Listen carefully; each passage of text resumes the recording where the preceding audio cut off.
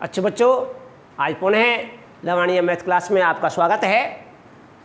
और आज हम तुम्हें 10th क्लास की इम्पोर्टेंट प्रमेय में बौद्धायन प्रमेय या पाइथागोरस प्रमेय को हम प्रूफ करेंगे। आप हमारे साथ मिलकर प्रूफ प्रैक्टिकल रूप में करेंगे। बच्चों, इस प्रमेय है, यदि किसी समकोण त्रिज्य पर समकोण त्रिभुज में कर्ण पर बना हुआ वर्ग शेष दो भुजाओं पर बने वर्गों का योग के बराबर होता है, ये हमको सिद्ध करना है। तो देखिए, हमने एक त्रिभुज लिया,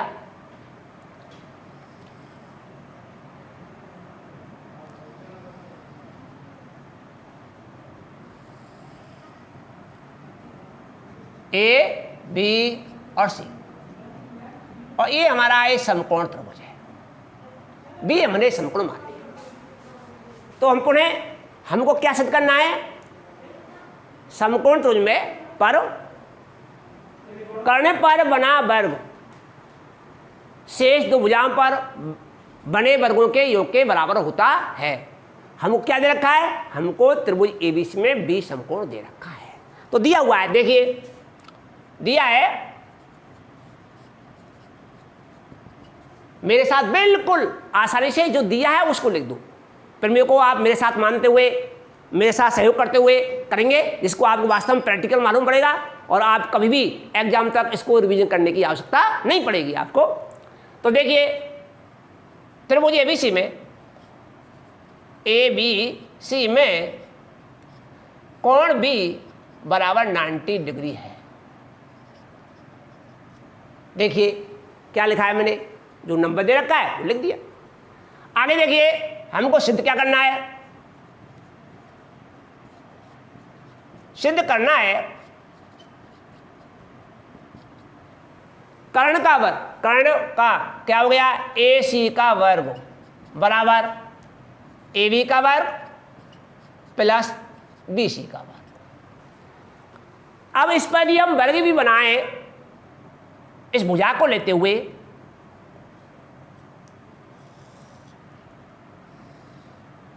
और इन दोनों भुजाओं पर, तीनों पर हमने वर्ग बना दें।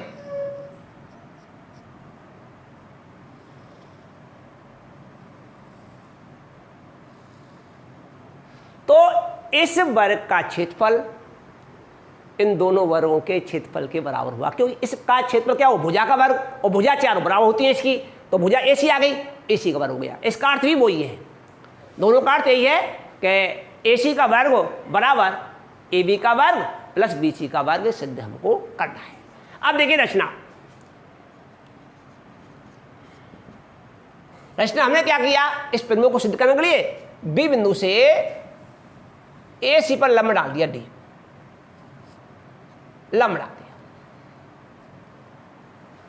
जो हमने किया है उसको हम शब्द में लिख दिया।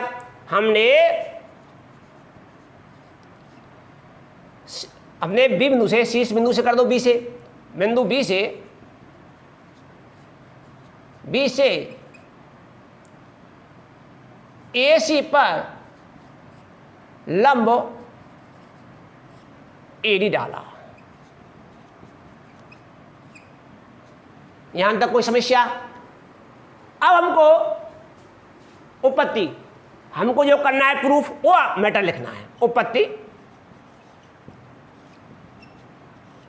बच्चों, थोड़ा इसका पूर्व ज्ञान के बारे में हम चर्चा करें। पूर्व ज्ञान बच्चों, दो त्रिभुजों समरूप होने पर, यदि एक त्रिभुज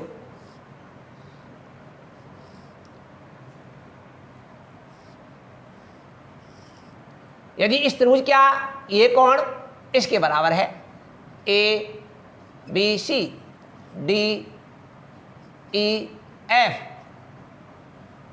ये कोण इसके बराबर है, ये कोण इसके बराबर है, तो त्रिभुज समरूप होते हैं। समलांग समरूप होते हैं, समरूप त्रिभुज समरूप होते हैं। तो बच्चों, हमने बताया यदि ये किसी एक त्रिभुज के तीनों कोण संगत दूसरे त्रिभुज के तीनों कोणों के बराबर हों तो त्रिभुज समरूप कहलाते हैं। सर्वांग समता और समरूपता में अंतर है। सर्वांग समता में प्रत्येक आकृति एक दूसरे के बिल्कुल इक्वल हो जाते हैं, जबकि समरूप में हमको उसकी शक्ल एक जैसी होती है। यदि कोई त्रिभुज, दो त्रिभुज समरूप हैं तो उसमें एक गुणधर्म है, उनके संगत कोण बराबर होते हैं और उनकी संगत भुजाएं समानुपाती होती हैं।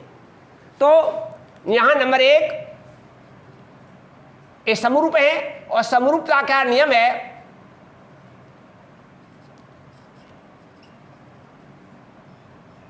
नंबर 1 कोण ए बराबर कोण डी संगत, कोण बी बराबर कोण ई, कोण सी बराबर कोण एफ।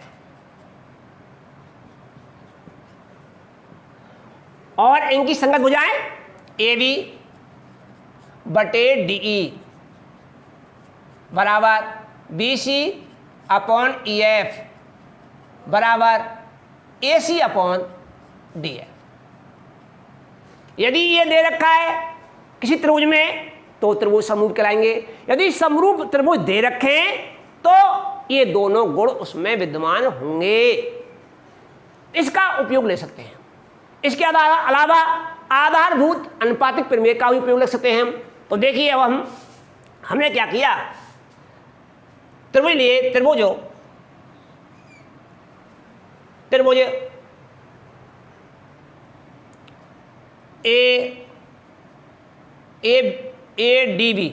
ए डी बी तथा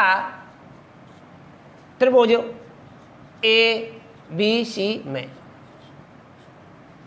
ध्यान रखें, प्रमेय को रटे नहीं, समझे और समझ कर ही इसको क्लियर करें।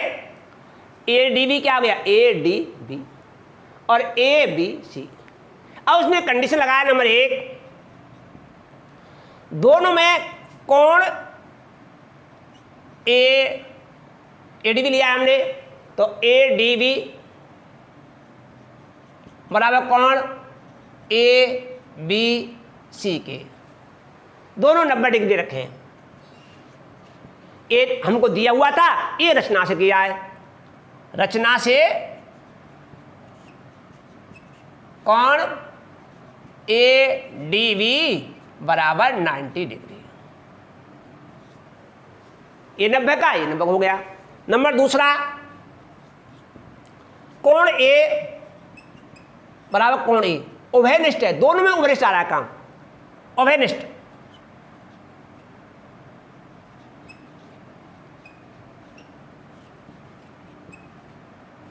उभयनिष्ठ कोण दो हो गए। तो तीसरा कोण वैसे स्वतः ही आपस में बराबर हो जाएगा।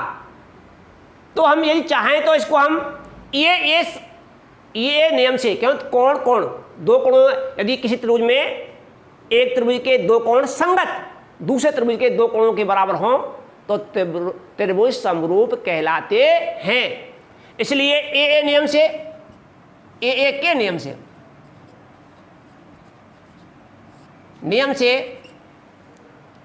त्रिभुज ए डी बी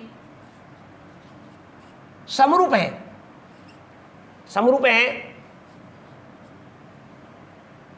त्रिभुज ए बी सी।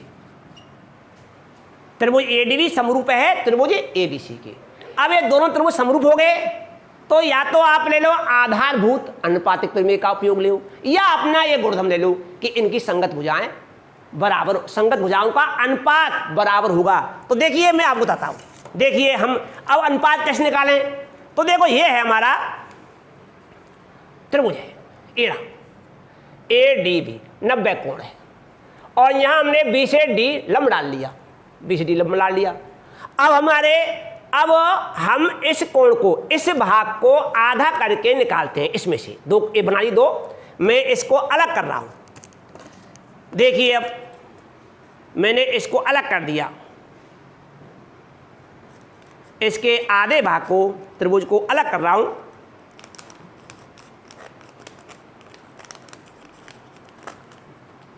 अच्छा, हमने इस भाग को अलग कर लिया। अब देखिए ये भाग है, अलग कर लिया मैंने। अब मैंने इसको, ये दोनों समरूप हो गए।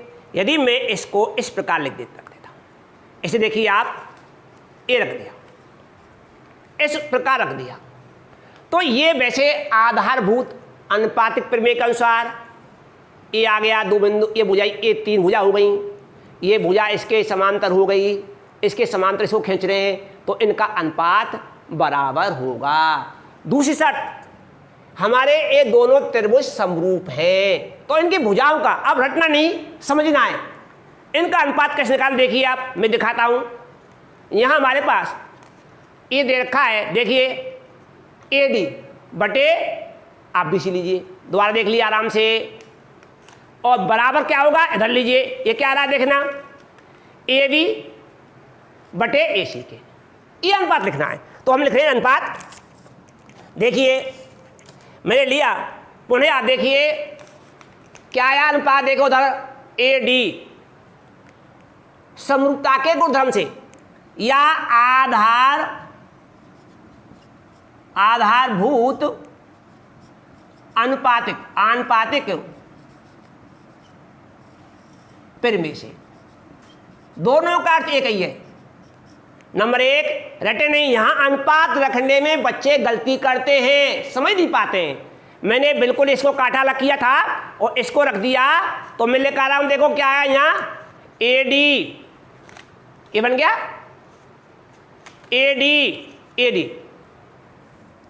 AD अपॉन, और ये कितनी भुजा, AB, तो AD बटे AB बराबर, पुनः देखिए आराम से, ये भुजा देखिए कौन सी भुजा है, AB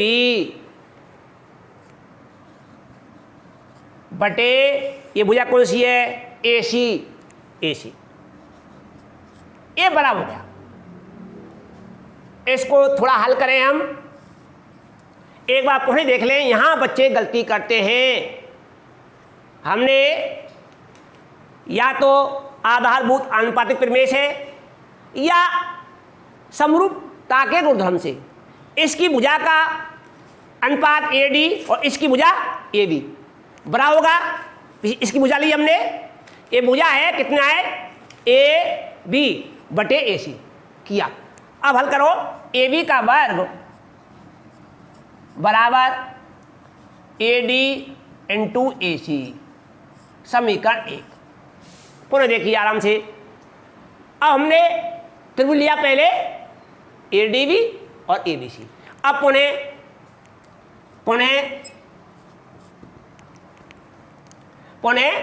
त्रिभुज, अब क्या लेते हैं त्रिभुज CDB तथा त्रिभुज CBA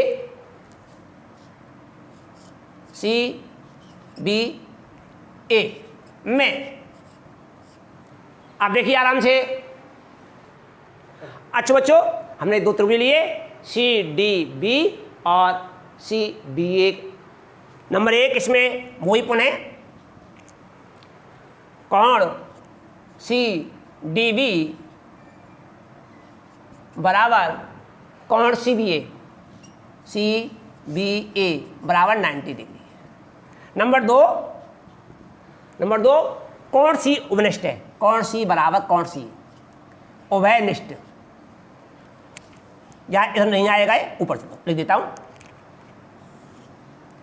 कोण नंबर 2 कोण C बराबर कोण C उभयनिष्ठ,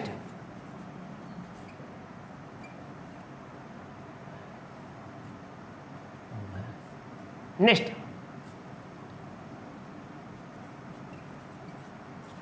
तो अपना वही पुनः वही तरीका, ए के नियम